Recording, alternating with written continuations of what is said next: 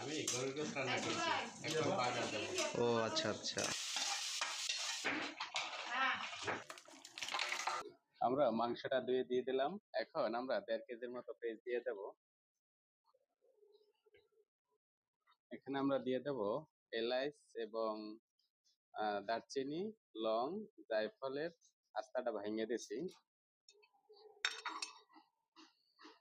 আমরা দিয়ে দেব লবণ 1 চামচ, হলুদ দিয়ে দেব বড় চামচের 1 চামচ, মরিচ দিয়ে দেব আমরা 2 চামচ।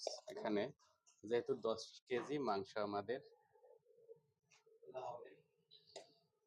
এবং ধনিয়া দিয়ে দেব 1 চামচ বড় চামচের,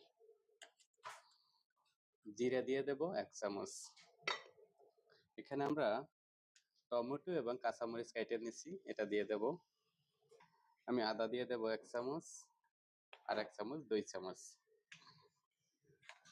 রসুনও দিয়ে দেব 2 চামচ, এই যে 2 চামচ।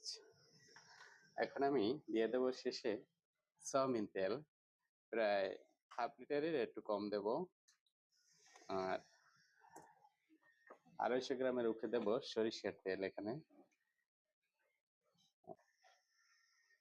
ওকে,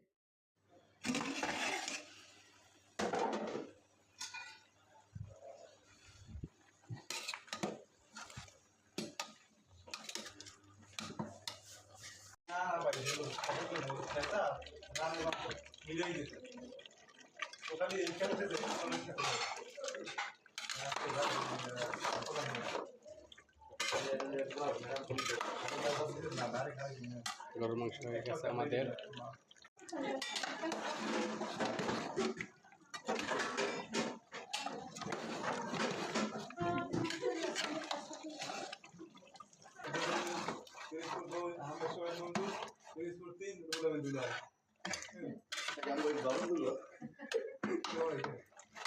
তাই নাকি?